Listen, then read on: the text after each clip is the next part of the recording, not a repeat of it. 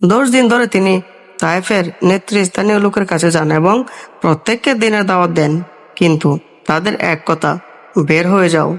তাদের প্রতিক্রিয়া দেখে রাসূল সাল্লাল্লাহু আলাইহি সাল্লাম বললেন, ঠিক আছে, আপনারা যদি আমার আহ্বানে সাড়া না দেন সেটা আপনাদের ব্যাপার, তবে আমি চাই আপনাদের মধ্যে যে আলাপ হয়েছে তা মক্কার লোকদের কাছে গোপন রাখবেন।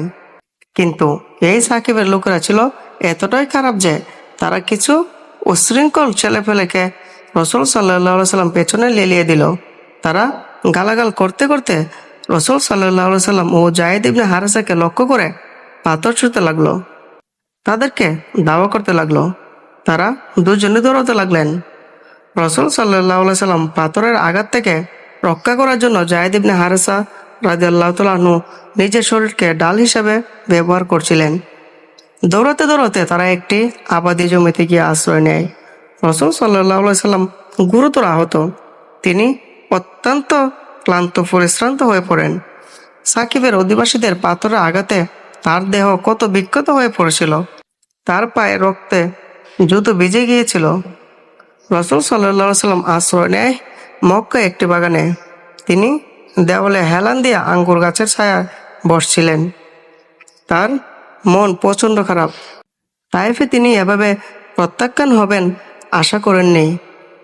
প্রচণ্ড কষ্ট আর মনোবেদনা থেকে তিনি আল্লাহর কাছে হাত তুলে দোয়া করলেন, অত্যন্ত হৃদয়গ্রাহী আর আবেগময় দোয়া, যা মুস্তাফিনের দোয়া নামে পরিচিত। রাসূল সাল্লাল্লাহু আলাইহি সাল্লাম আল্লাহর কাছে এভাবে দোয়াটি করেছিলেন, হে আল্লাহ, আমি তোমার কাছে আমার দুর্বলতার কথা জানাচ্ছি এবং মানুষের কাছে আমার মূল্যহীনতা সম্পর্কে অভিযোগ করছি। হে আল্লাহ, তুমি দুর্বলদের রব, তুমি আমার রব। তুমি আমাকে কার কাছে ন্যস্ত করেছ? আমার কি এমন কারো কাছে ন্যস্ত করেছ যে আমার সাথে রুক্ষ ব্যবহার করবে? নাকি কোনো শত্রু হাতে ন্যস্ত করেছ যাকে তুমি আমার বিষয়ে মালিক করে দিয়েছ? যদি তুমি আমার উপর অসন্তুষ্ট না হও তবে আমার কোনো দুঃখ নেই, আফসোসও নেই। তোমার ক্ষমাশীলতা আমার জন্য প্রশস্ত ও প্রসারিত করো। আমি তোমার ক্রোধ ও অভিশাপ থেকে তোমার যে আলোয় আশ্রয় চাই তার দ্বারা সকল অন্ধকার দূর হয়ে যায়। দুনিয়া এবং আখিরাতের সকল বিষয়ে তোমার হাতে ন্যস্ত। সকল ক্ষমতা এবং শক্তি তোমারই। তোমার শক্তি ছাড়া আর কোনো শক্তি নেই।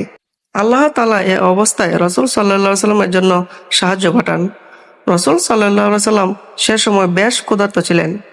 তার এই অবস্থা দেখে সেই আবাদি জমির মালিকরা তার প্রতি সহানুভূতিশীল হয়।